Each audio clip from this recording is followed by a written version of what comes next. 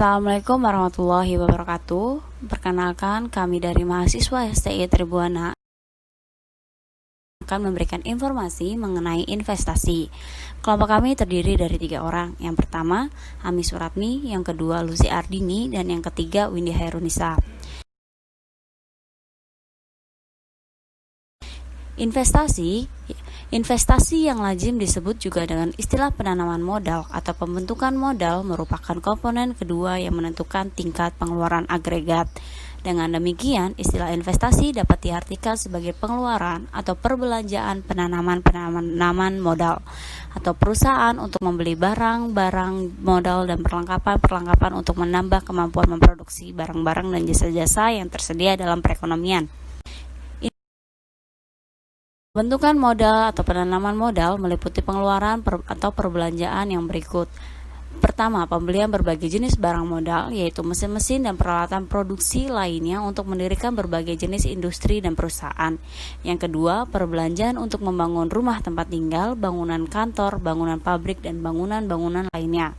Yang ketiga, pertambahan nilai stok barang-barang yang belum terjual, bahan mentah. Dan yang keempat, barang yang masih dalam proses produksi pada akhir tahun perhitungan pendapatan nasional. Fungsi investasi. Kurva yang menunjukkan perkaitan di antara tingkat investasi dan tingkat pendapatan nasional dinamakan fungsi investasi. Bentuk fungsi investasi dapat dibedakan menjadi 2, yaitu pertama, ia sejajar dengan sumbu datar, atau yang kedua, bentuknya naik ke atas ke sebelah kanan, yang berarti makin tinggi pendapatan nasional, makin tinggi investasi. Fungsi atau kurva investasi yang sejajar dengan sumbu datar dinamakan investasi otonomi, dan fungsi investasi yang semakin tinggi apabila pendapatan nasional meningkat dinamakan investasi terpengaruh. Ada nilai sekarang atau present value. Nilai nominal dari sejumlah mata uang belum tentu akan lebih berharga di masa datang. Hal ini sangat tergantung dari tingkat pengembalian investasi yang diinginkan. Rumusnya ada V sama dengan X dalam kurung 1 ditambah R. V-nya itu nilai yang akan datang, X nilai sekarang, T waktu, dan R faktor diskonto. Selanjutnya ada nilai masa mendatang atau future value. Untuk menghitung nilai masa mendatang, yaitu kebalikan dari menghitung nilai sekarang dari output investasi yang direncanakan. Sekalipun melihat dari sudut pandangan bertolak belakang, keputusan yang dihasilkan tetap sama. Rumusnya yaitu F sama dengan A dalam kurung 1 ditambah R. F-nya itu nilai masa mendatang yang diharapkan, A investasi awal, dan T adalah waktu. Lanjut lagi ke kriteria investasi. Yang pertama ada payback period, yaitu waktu yang dibutuhkan agar investasi yang direncanakan dapat dikembalikan atau waktu yang dibutuhkan untuk mencapai titik impas. Jika waktu yang dibutuhkan makin pendek, proposal investasi dianggap makin baik. Demikian pula kita harus berhati-hati menafsirkan kriteria payback period ini, sebab ada investasi yang baru menguntungkan dalam jangka panjang.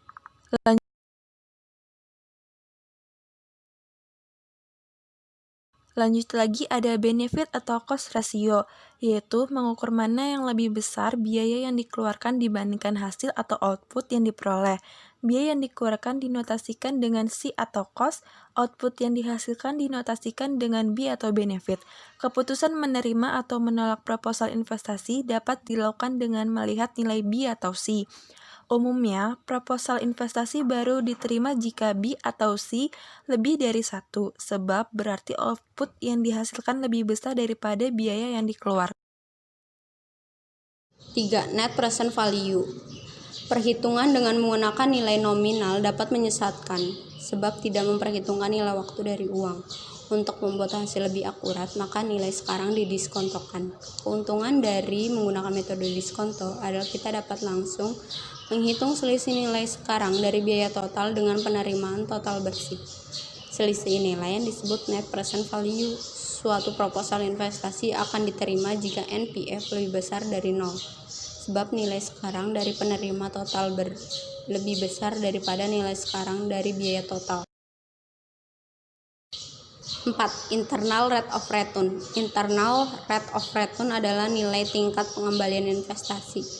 Dihitung pada saat NPV sama dengan 0, keputusan penerimaan atau menolak rencana investasi dilakukan berdasarkan hasil perbandingan IRR dengan tingkat pengembalian investasi yang diinginkan.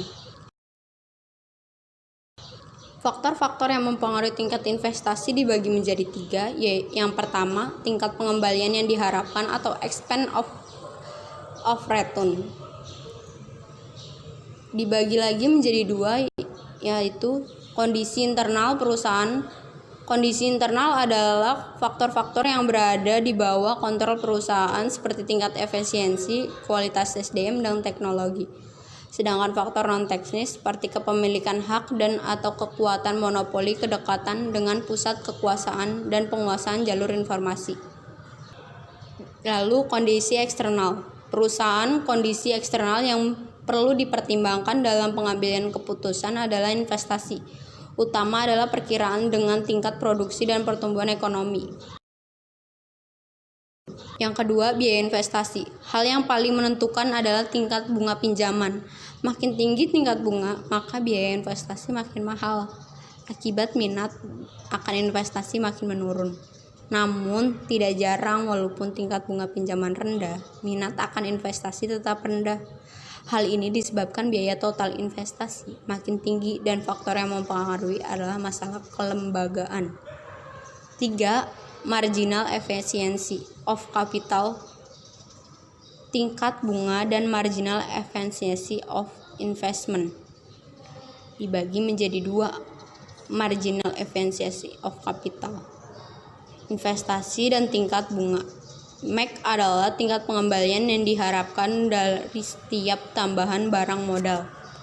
Marginal efficiency of capital dan marginal efficiency of investment